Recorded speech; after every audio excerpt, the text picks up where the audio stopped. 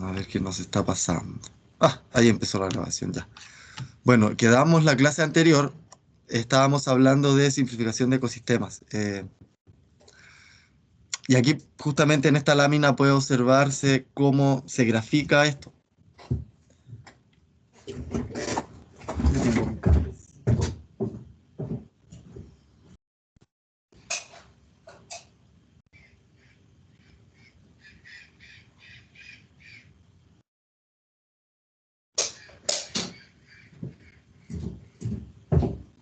Veníamos diciendo que la biodiversidad que interactúa, voy a sacar la cámara para que vaya fluyendo mejor la voz.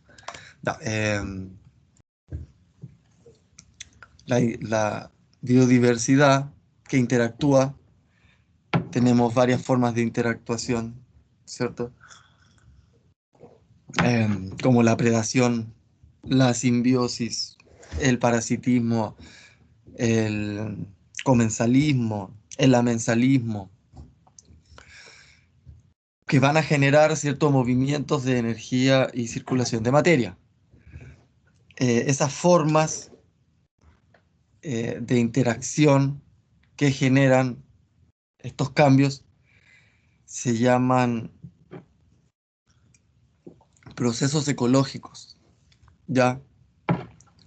Estos procesos ecológicos no tienen valor per se, ¿ya? Se entiende, son procesos, nada más que eso. Son interactuaciones, son cosas que ocurren al azar, ¿ya? Las cosas no ocurren para o por algo, de alguna forma, no son deterministas en el caos de un ecosistema. Las cosas simplemente ocurren, ¿ya? Esos procesos ecológicos ocurren. Y resulta que hay determinados procesos ecológicos que nosotros, como humanos, podemos valorizarlos, ¿ya?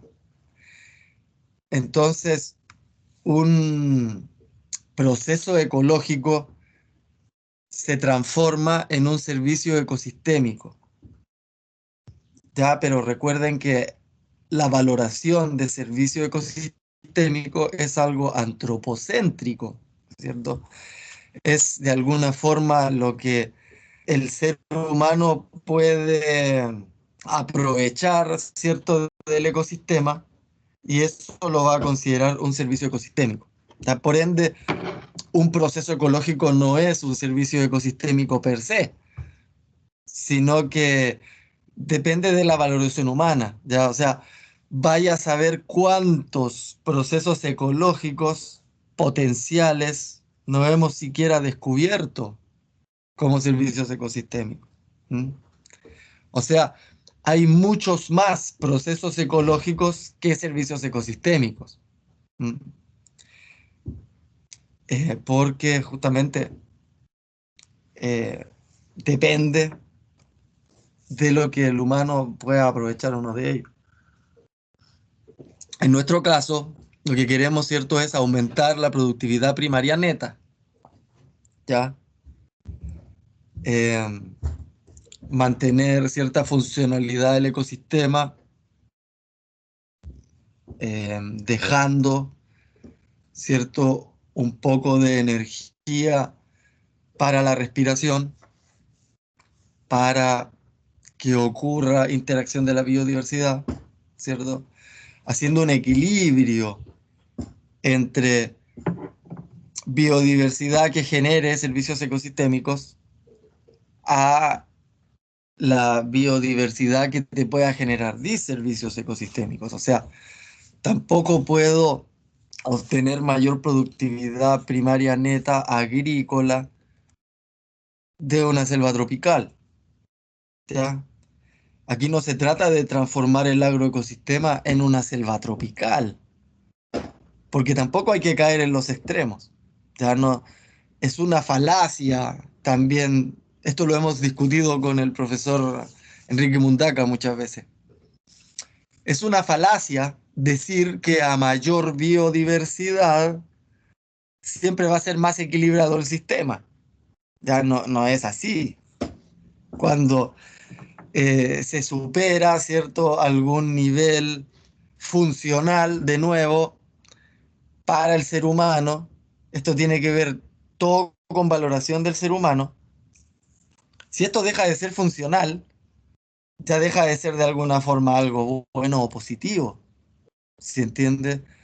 Si yo dejo tirado un campo con riego y que tiene una carga de semillas muy alta porque recibió riego tendido de canal sin trampa de semilla por mucho tiempo, entonces el pool de semillas de maleza es altísimo, ahí se les va a generar un malezario increíble, ¿ya?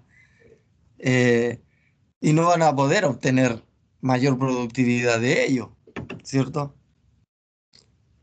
Entonces ahí no estamos hablando de un agroecosistema equilibrado tampoco, ¿ya? Entiéndanme que esto tampoco se trata de ser eh, fanáticos, ¿cierto? Fundamentalistas, biocéntricos y entregar nuestro agroecosistema a la naturaleza. No, no es así. Nosotros seguimos siendo los ingenieros agrónomos que tenemos que manejar y diseñar ese agroecosistema en forma productiva, ¿ya? Pero de nuevo, tampoco podemos caer en el otro extremo del monocultivo sin ningún tipo de interacción ecológica, que se entienda. ¿Por qué? Porque si nosotros entregamos un monocultivo que no tiene ningún tipo de interacción ecológica, cualquier cosa se va a transformar en plaga. ¿Qué pasa? Vamos a perder cierta cantidad de energía, ¿cierto? O biomasa por esa plaga, y esa biomasa nosotros la tenemos que valorizar. Ya vamos a decir, ya, lo que perdimos por plaga esta temporada es tal cantidad de plata.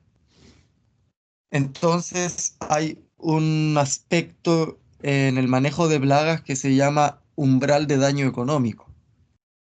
Ya, si mi solución agrícola para esa plaga es más cara que la reducción en valor de ese daño de plagas,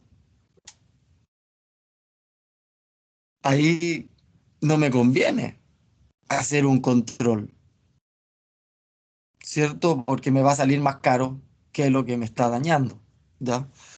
Ahora, si el daño, la reducción en biomasa, ¿cierto? La reducción en rentabilidad por esta plaga es superior al costo de la solución agronómica, entonces ahí sí conviene hacer el manejo, ¿cierto? Eso como umbral de daño económico en manejo integrado de plagas, ¿ya? Pero en un manejo agroecológico se tiene que dejar, se tiene que contar, se tiene que cuantificar cierta parte de la biomasa, cierta parte de esa energía, solo para sostener procesos ecológicos. ¿Mm? Por favor, Camila. Es que tenía una pregunta con respecto al equilibrio del ecosistema, que para que se logre como ese equilibrio que mencionaba usted, sí o sí tiene que intervenir el humano. Eh, Déjeme aclararle que yo jamás le he dicho que existe el equilibrio ecológico. Por favor, no, no. No, no, pero me eh, refería a que usted dijo que era mentira eso de que a mayor biodiversidad se alcanzaba Ahora, como claro, era mejor.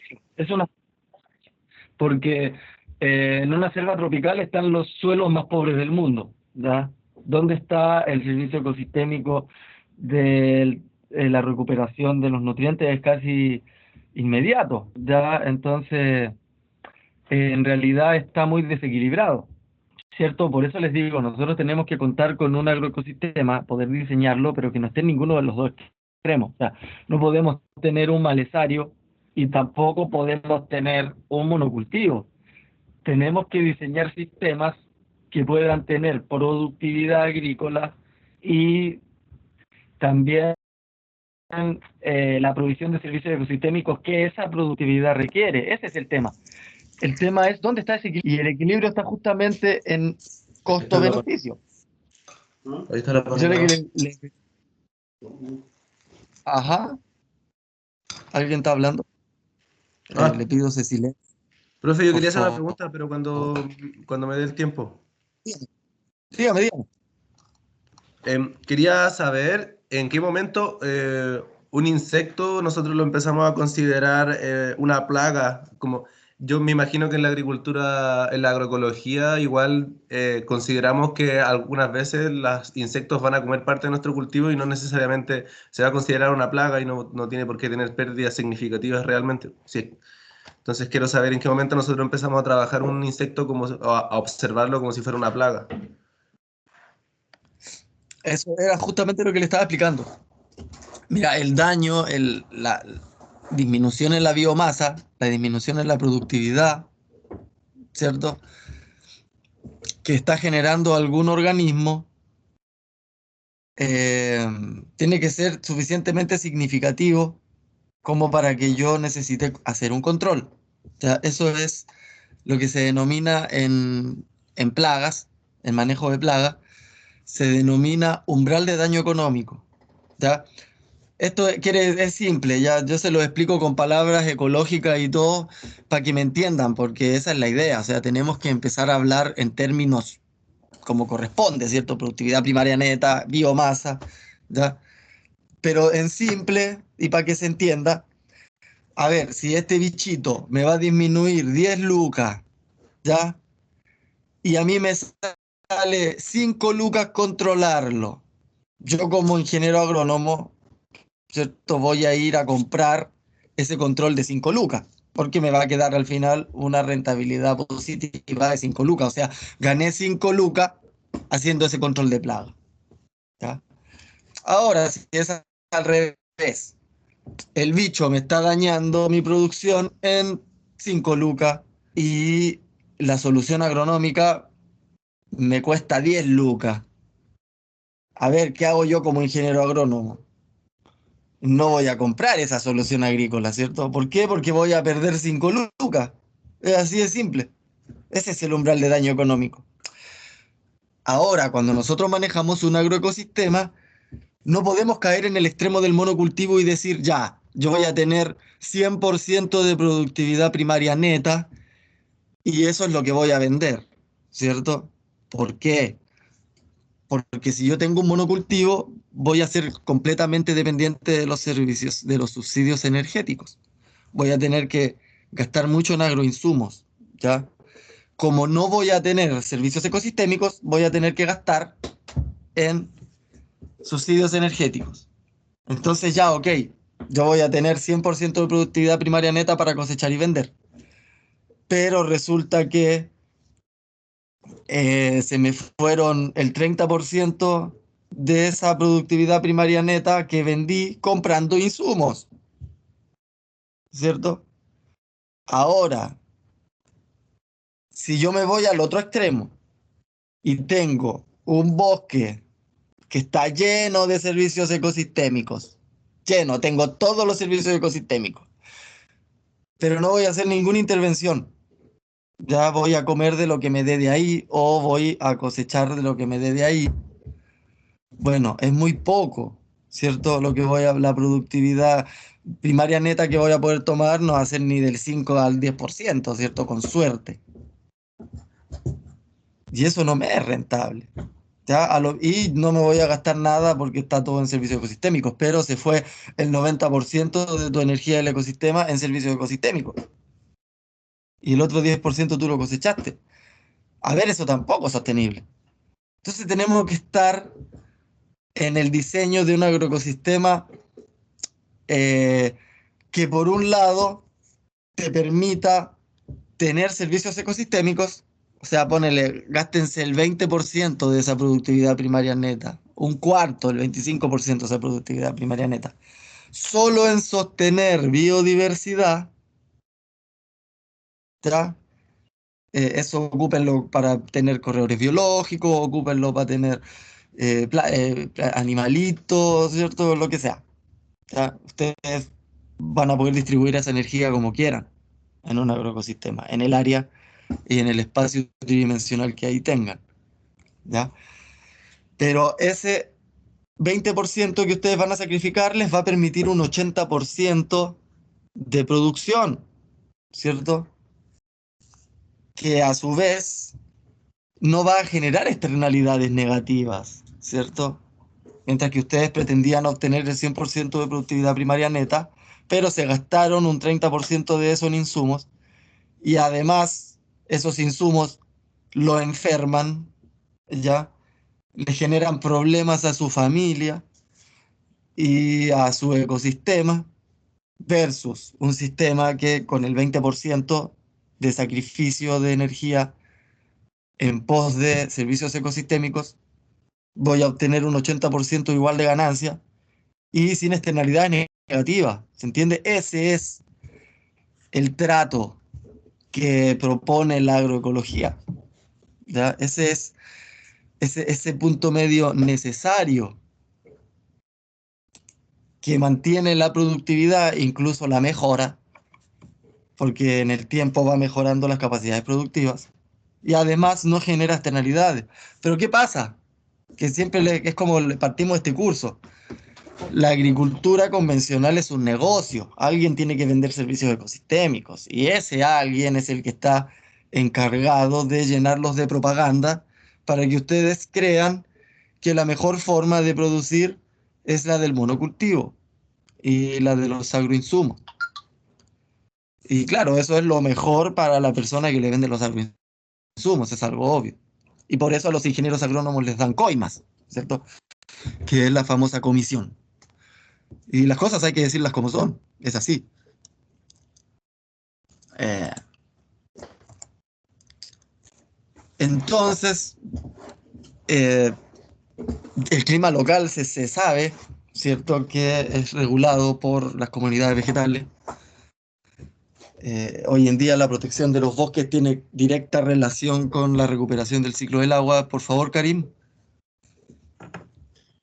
Quería preguntarle algo sobre lo que estaba hablando, que cuando hablaba de sacrificar un 20%, si se considera también, por ejemplo, que ya me llega una plaga y dejo que se coma un poquito, o solo en corredores biológicos y esas cosas. Es que son dos temas. Uno es el diseño del agroecosistema, donde yo le recomiendo siempre sacrifique al menos un 20% para estructuras de amortiguación biológica que se llaman, que son nuestras...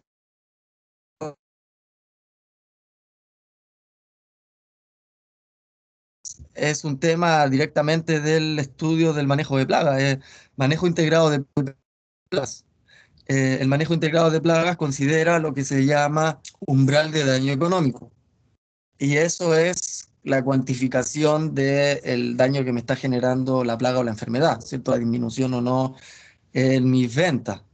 Esto al final tiene que ver con, lamentablemente todavía en los agroecosistemas se hacen eh, cuantificaciones del tipo económica, se hacen balances al final. Como yo les digo, cuánto me sale el veneno respecto a cuánto me va a disminuir la producción, ¿cierto? Ahora si yo tengo que exportar y esto es una plaga cuarentenaria, nada, me voy a gastar todo lo que el veneno me cueste, ¿cierto? Me da lo mismo, porque si no, no voy a poder vender nada. Y en ese tipo de regulaciones se encuentra la agricultura actual, ¿cierto? Pero son dos temas distintos. Una cosa es el diseño del agroecosistema y otra cosa es el umbral de daño económico. Eh, no son mutuamente excluyentes. O sea, si usted trabaja con sistemas agroecológicos, igual va a tener que trabajar con sistemas de manejo integrado de plagas. O sea, no puede dejar el campo tirado. Que se entienda eso, ¿cierto? La agroecología no se trata dejar el agroecosistema a las leyes de la naturaleza, no. Nosotros seguimos siendo los ingenieros agrónomos que estamos encargados del manejo de ello. ¿Ya? Y es sumamente relevante. De hecho, el agroecólogo tiene más pega, ¿cierto? De hecho, mucho más conocimiento también tiene que tener, porque tiene que entender todo, ¿ya? El, el agroecólogo tiene que entender todo, desde los procesos del suelo hasta los procesos fisiológicos en las plantas, hasta los procesos ecológicos y ecofisiológicos en las plantas y animales, eh, para poder, ¿cierto?, visualizar todos los factores y todos los flujos y dinámicas que ahí están ocurriendo. Pero para responderle la pregunta a Karim, son dos temas distintos. Una cosa es el diseño y el manejo del agroecosistema y otra cosa es el manejo integrado de plagas y la consideración del umbral de daño económico. Bueno, siguiendo con la clase, aquí tenemos un ejemplo de la función de la regulación del clima que pueden tener los bosques, ¿cierto? Respecto a la cantidad de la evapotranspiración que pueden generar y las lluvias. Yo les contaba, no sé si se lo mostré, no lo tengo en esta clase, lo tengo en otras diapos. La mayor parte del agua que se evapotranspira, o sea, del agua que precipita, ¿cierto? En los continentes, en el suelo, la tierra, los ecosistemas terrestres, proviene de la evapotranspiración de sus comunidades vegetales, casi en un 70%.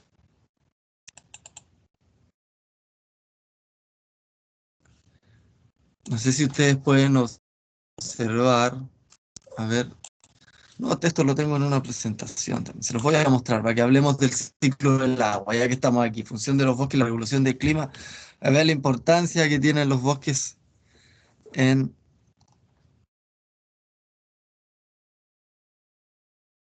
¿Dónde estás?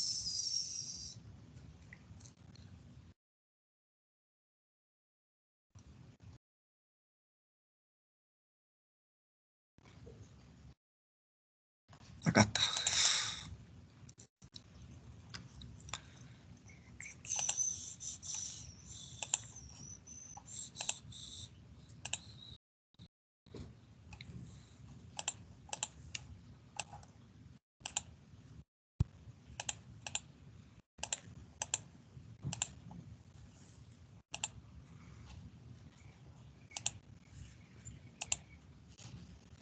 No sé si pueden ver esa diapositiva. Esa es una investigación que hizo Jimeno y colaboradores el 2012. Bueno, él explica, ¿cierto?, que de 113 partes que precipitan en los ecosistemas terrestres, 73 de esas 113 partes provienen de la evapotranspiración de las comunidades vegetales que existen en el suelo, ya sean cultivos, ya sean bosques, ya sean praderas, ¿cierto? Jardines. Y solo 40 de esas 113 partes provienen de la evapotranspiración, de la evaporación, ¿cierto? De los cuerpos de agua oceánicos, ¿ya? Un poco saliendo del paradigma que nos enseñaron en la escuela respecto al ciclo del agua, ¿cierto? Toda el agua que supuestamente precipita en los ecosistemas terrestres proviene del océano, ¿cierto? Eso no es verdad, ¿cierto? Pueden ver ustedes que casi el 70%, casi el 68% del agua que está cayendo proviene de la evapotranspiración de las comunidades vegetales, o sea, esa es la importancia de sostener las comunidades vegetales. Imagínense, mírense, este es el nuevo ciclo del agua. Pueden ver cómo hay evapotranspiración, evaporación por todos lados, ¿cierto? Condensación.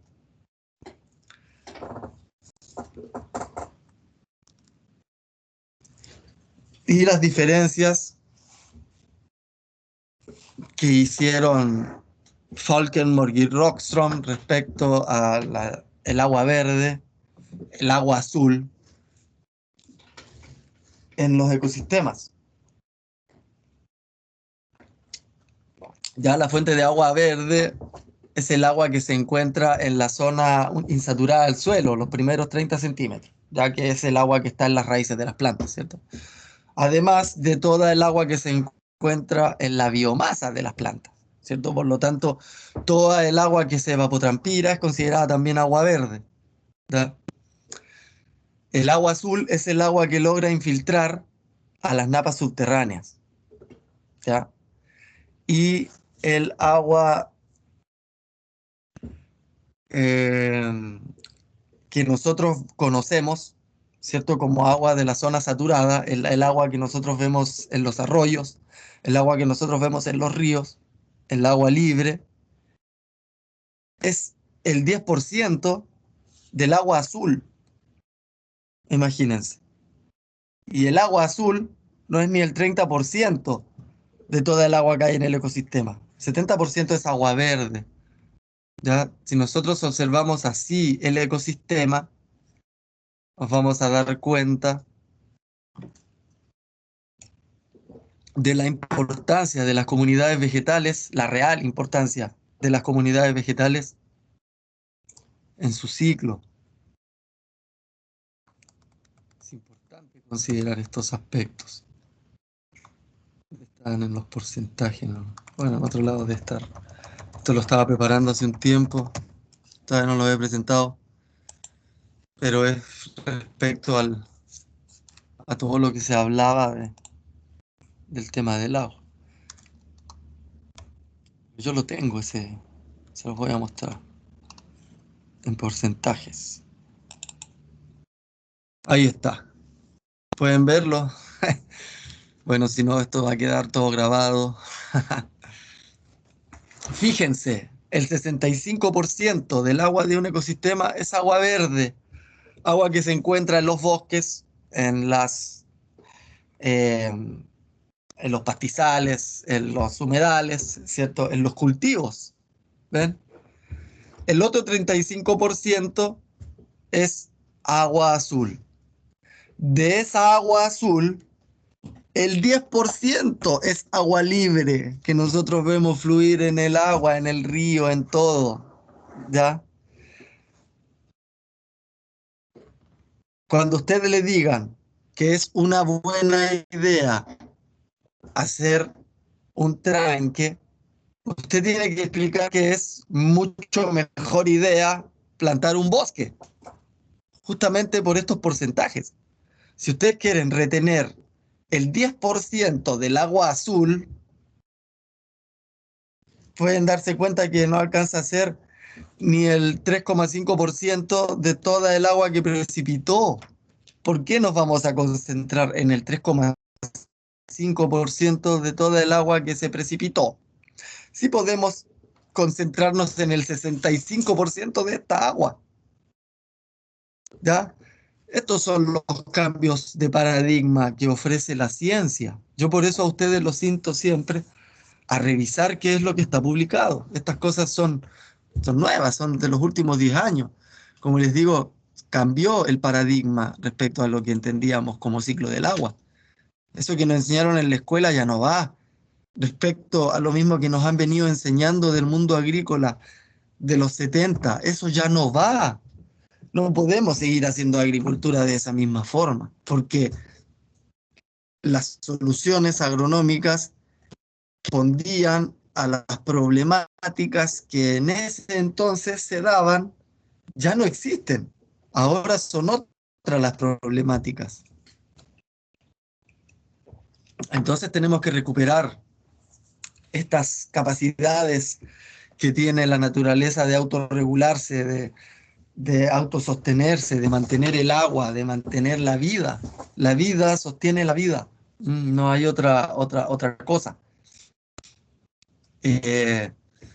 Pueden observar ustedes cómo las napas subterráneas, como la misma capacidad de sostener agua azul, está dada justamente por las comunidades vegetales también.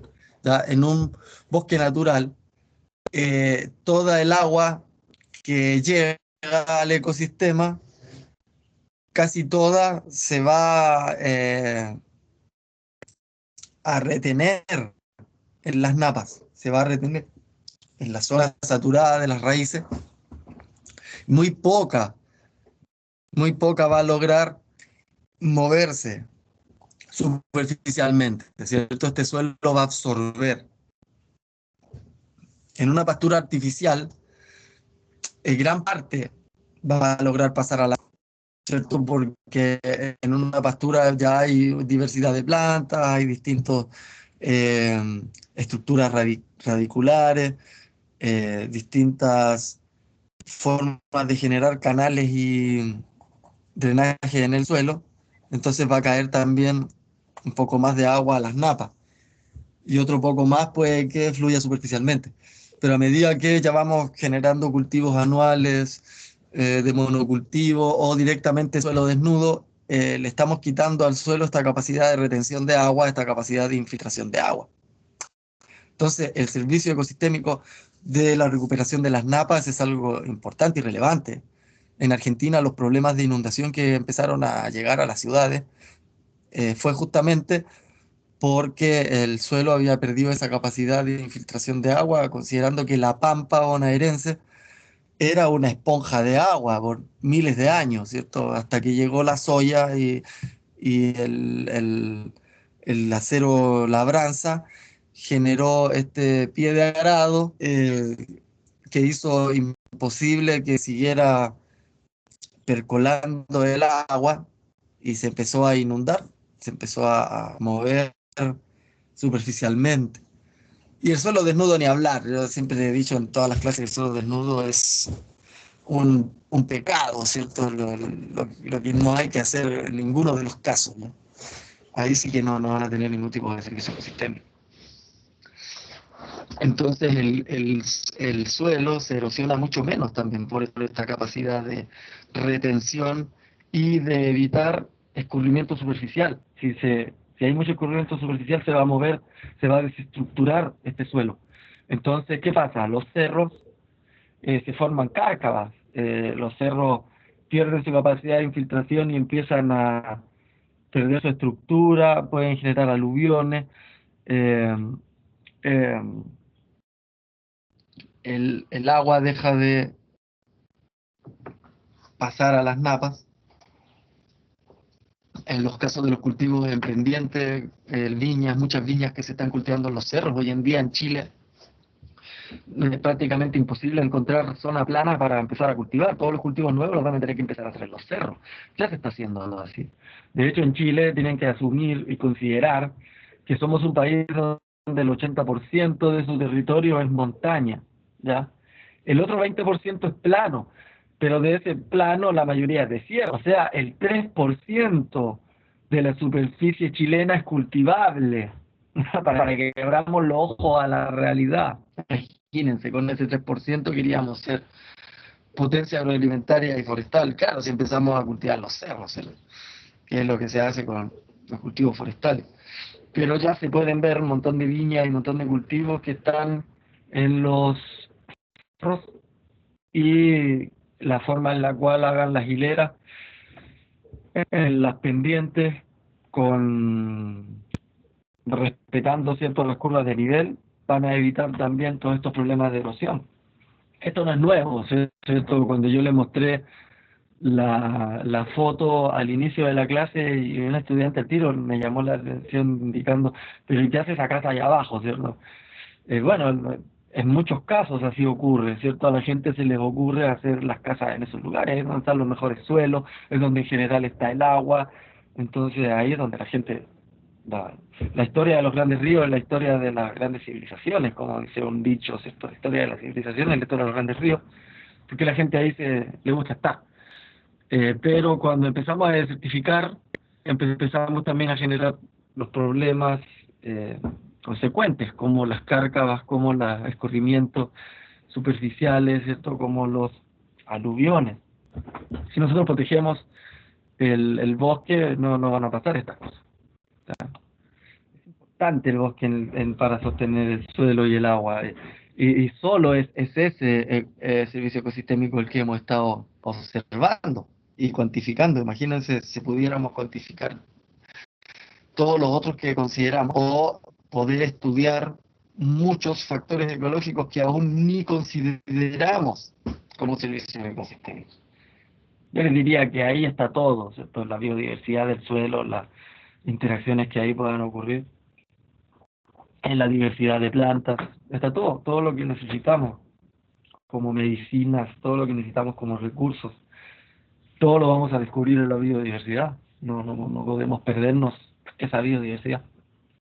Aquí hay una cuantificación de los niveles de costos en proceso de agua, ¿cierto? En cuencas donde existe o no protección de las comunidades vegetales.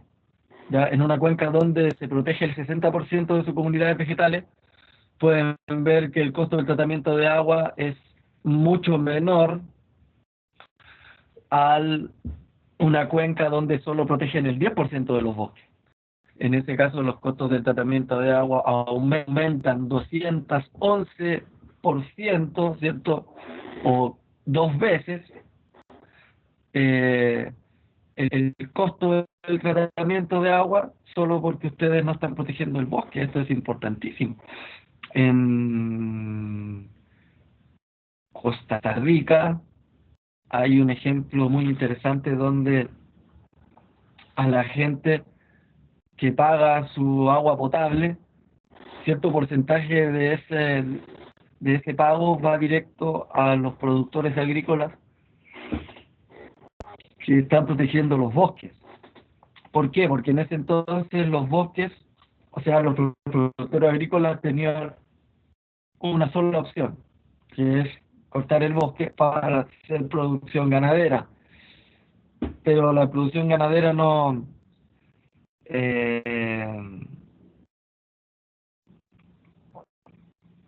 es muy sustentable para suelos de bosque o selva, ¿cierto?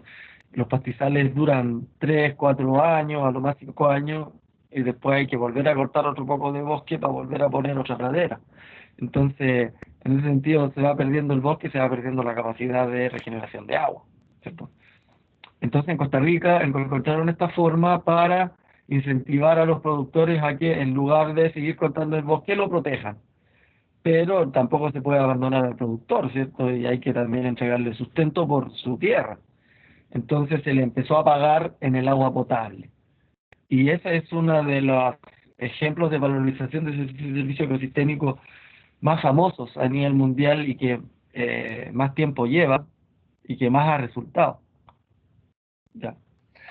Ahora es una diferencia también importante entre un bosque natural y un bosque cultivado. Ya un bosque cultivado es un monocultivo.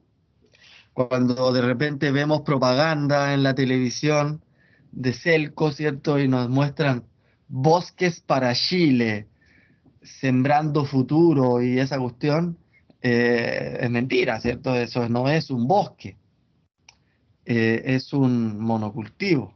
Un bosque es una estructura biológica de alta biodiversidad y de alta interacción, ¿cierto? Un bosque es un monocultivo de pino donde nada crece abajo, no puede ser considerado un bosque, por lo tanto va a estar muy limitado a los servicios ecosistémicos que pueda entregar o no. ¿Ya? Por lo tanto, estos servicios ecosistémicos son funciones ecológicas que dependen, ¿cierto?, de una valoración y que son indispensables para sostener la vida en el planeta, ¿cierto? Si no fuera por los servicios ecosistémicos, como les digo, no sería posible la vida tampoco.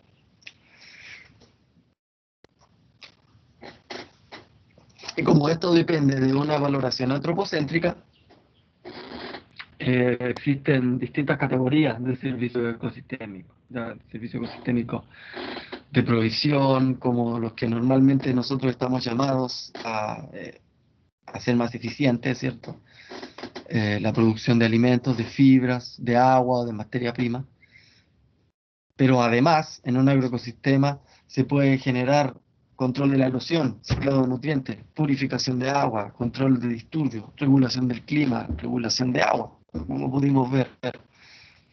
Además, en un agroecosistema podemos tener patrimonio histórico, costumbres, lenguas, comidas, sabores, olores específicos, ¿cierto? Relaciones sociales muy propias, ¿cierto?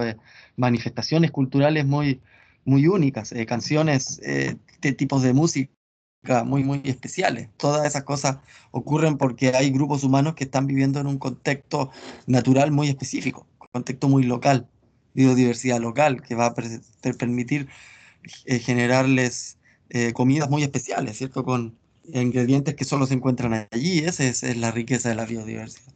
También es considerado un servicio ecosistémico eso de la biodiversidad. O también de soporte, ¿cierto? Del mismo ecosistema. Provisión de agua dulce, mantenimiento del hábitat, conservación de esta biodiversidad, formación de suelo. Esos son los servicios ecosistémicos que en un agroecosistema nosotros estamos llamados a volver a proveer, porque nosotros vamos a tener que interactuar con todo esto. Nosotros estamos manejando un ecosistema agropecuario forestal, ¿cierto? O agroforestil, ¿cierto? Completo.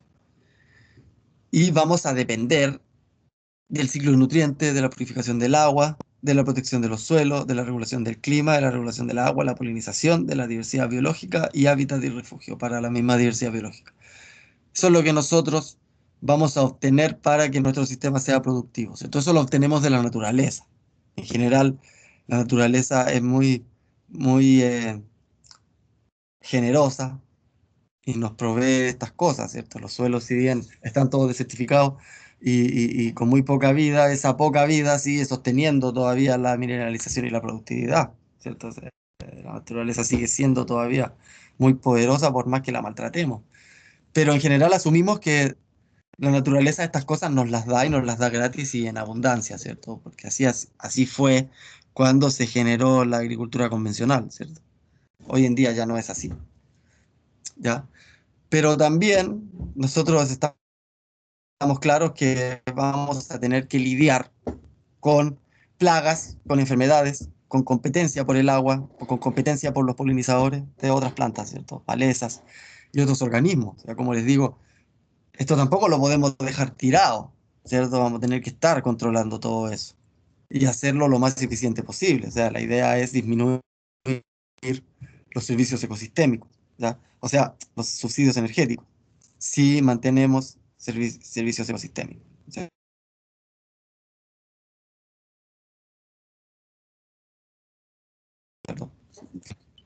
Tendencia que tengamos de los subsidios energéticos. Entonces, según el manejo que nosotros hagamos de nuestro ecosistema, vamos a poder proveer o obtener ciertos alimentos, fibras, biocombustibles, materias primas que nosotros vamos a vender, que va a ser nuestra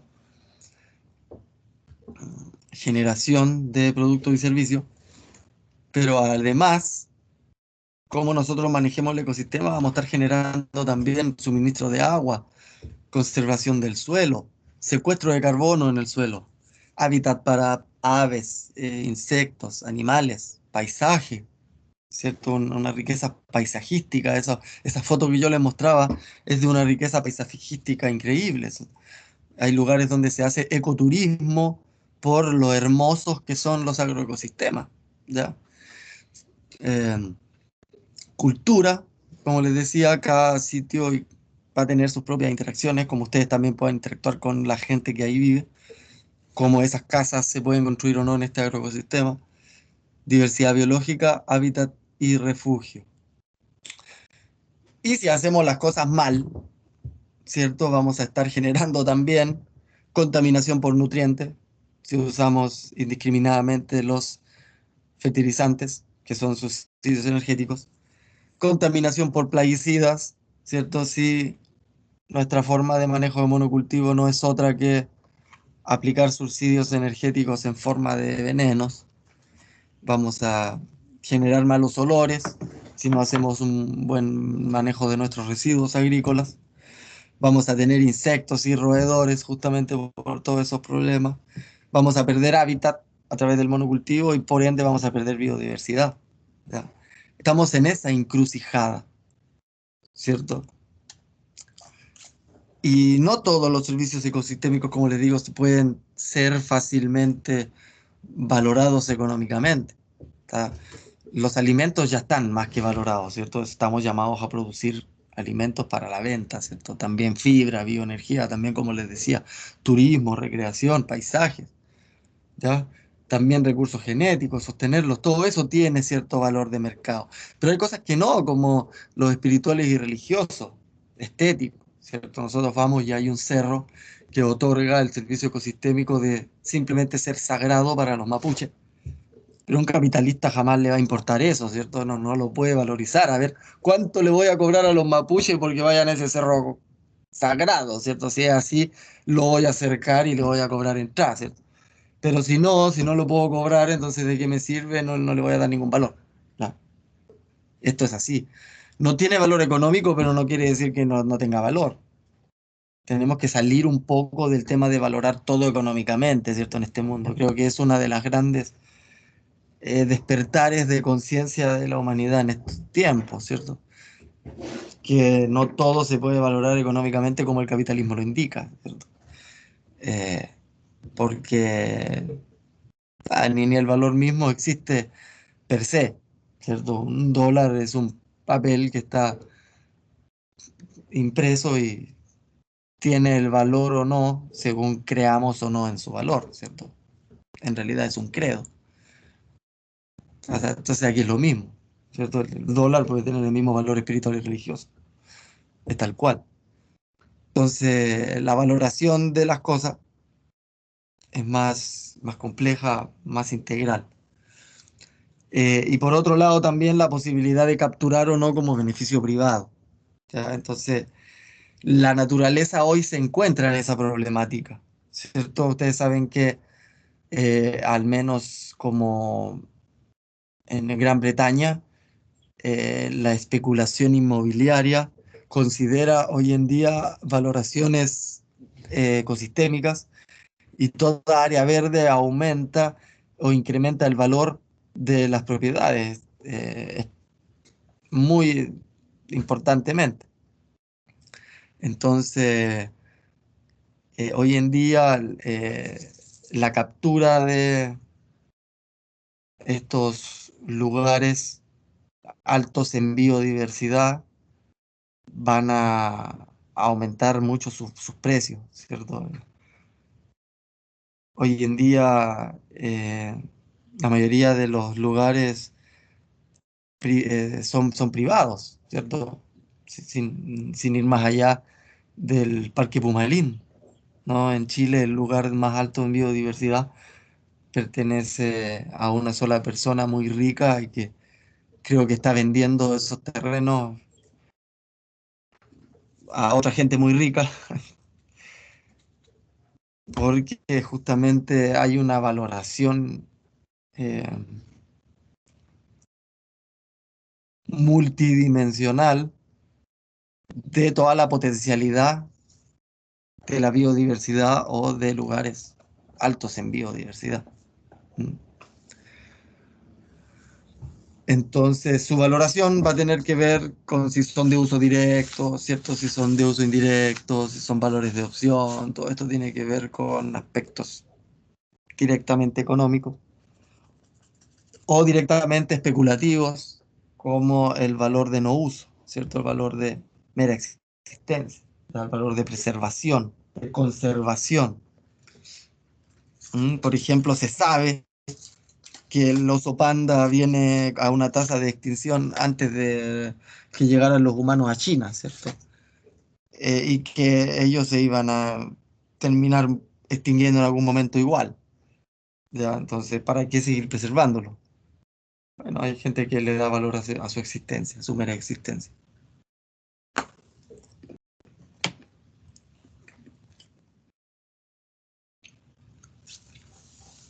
Entonces, como les decía, los servicios ecosistémicos van a ser funciones ecológicas valorizadas por los humanos que van a responder a la existencia de activos naturales, Y estos activos naturales son la biodiversidad y sus interacciones. Nada más que eso. ¿Mm? Eso nos va a obtener mejor carbono orgánico en el suelo y más agua en el ecosistema, agua verde. Y por lo tanto, en los ecosistemas se va a poder obtener productividad primaria neta y sostener cuerpos de agua. ¿Ya? En 2009, Rockström hizo un análisis exhaustivo de toda la literatura que existía científica respecto al tema para observar cómo estamos haciendo las cosas los seres humanos respecto a lo que el planeta nos permite, ya cuáles son los límites ecológicos que tienen. Resulta que hay aspectos que ni siquiera han sido cuantificados, como la contaminación química. Ya desde 1964, que Rachel Carson nos dijo, los químicos nos van a llevar a nuestra propia extinción. ¿Ya? Y sin embargo, hasta ahora todavía no sabemos cuál es el real impacto que está trayendo, ¿cierto? Todavía no ha sido cuantificado el efecto de los aerosoles, de la carga de aerosoles atmosféricas que genera la industrialización. Imagínense, algo que comprendemos como un gran problema, la misma pérdida de capa de ozono y tantas otras cosas que tienen que ver justamente con esos aerosoles. Pero aún así no está bien cuantificado. Pero lo que sí se cuantificó es el cambio climático. Y ya se sabe, por ejemplo, que hasta el área verde es el límite seguro. Y ya lo sobrepasamos. Ya sobrepasamos el límite seguro casi en un 50%, imagínense. La acidificación del océano está a punto de llegar a los niveles posibles de soportar por el planeta. ¿Ya? Y esto va aumentando cada vez más. Tiene que ver también con la generación de nitrógeno reactivo. Como les decía, la capa de ozono, por suerte, se empezó a recuperar. No se ha recuperado completamente, pero está mucho mejor que como estuvo en los 90. El ciclo de nitrógeno, como les digo, ya superó por lejos el umbral crítico. El ciclo del fósforo, estamos llegando al umbral crítico. El uso del agua dulce todavía se sostiene dentro de los márgenes de seguridad. Y el cambio en el uso del suelo todavía se mantiene dentro de los límites. Pero hay algo que superó los límites por lejos y no se sabe cuánto es el efecto más negativo que pueda llegar a tener, que es el de la pérdida de biodiversidad. Fíjense, es la torta más importante y la que más daño tiene. Nos cuentean todos los días en los noticiarios que el cambio climático, que todo ese problema, y nada nos hablan de la pérdida de biodiversidad, y es ahí donde está el problema más importante. No tenemos que perder eso nunca de vista, ¿cierto? Acá tienen un claro ejemplo de servicio ecosistémico implicado en el rendimiento de los cultivos, ¿ya? La figura de arriba muestra cómo si hay poca diversidad de polinizadores nativos, ¿cierto? Como abejas nativas, sílfidos o coleópteros. Entonces, ¿qué hacemos nosotros? Nosotros ponemos abejas melíferas, ¿ya? Entonces, si hay menos polinizadores nativos, es igual a abejas melíferas. Ya ustedes saben que en los campos hoy en día se pueden contratar estos cajones de abejas melíferas para hacer polinización. Esto ocurre en los manzanos y en los cerezos. Pero resulta que la abeja melífera no es muy buena polinizadora, ¿ya? Siempre te la muestran como la polinizadora. Cuando nos hablan de polinizadores, todo se nos viene a la cabeza una abejita melífera. Eso también tiene que ver con la propaganda, ¿cierto? Los polinizadores nativos son mucho más eficientes y efectivos que la abeja melífera. Además, como les digo, el orden Hymenoptera no es el único orden que tiene polinizadores. También hay coleóptero y díptera, que son los más importantes también. Entonces, si yo tengo solo abejas melíferas polinizando, la polinización del cultivo no va a ser muy estable, ¿ya? Y eso va a producir una disminución en el rendimiento del cultivo, en la estabilidad del rendimiento del cultivo. Entonces, si yo tengo una disminución en los rendimientos del cultivo, ¿qué voy a hacer? Voy a aumentar el área agrícola. Y si aumento el área agrícola, ¿qué ocurre? Disminuyo el área natural, ¿cierto? Ese es el círculo vicioso. Si yo disminuyo el área natural, voy a disminuir mis polinizadores nativos.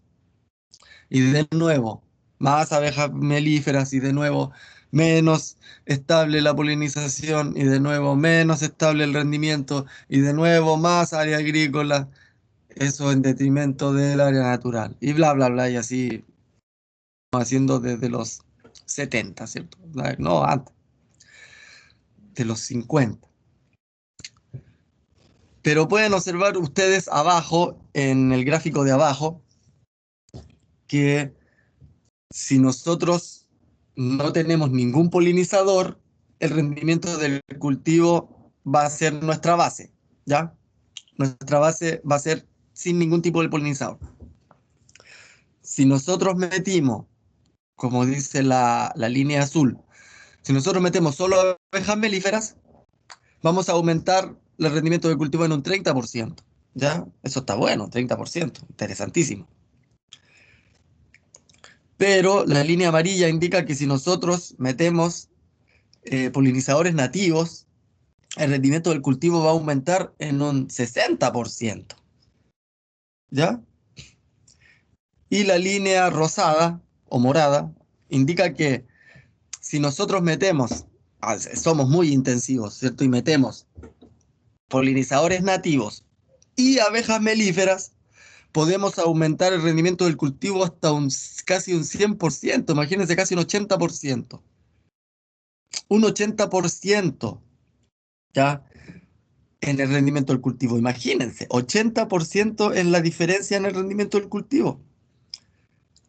Garibaldi, en un estudio del 2013, demuestra que hoy en día el déficit de polinización, o sea, la falta de servicio ecosistémico importantísimo como la polinización, solo el déficit de la polinización es el responsable de la mayor parte de la disminución en los rendimientos de los cultivos.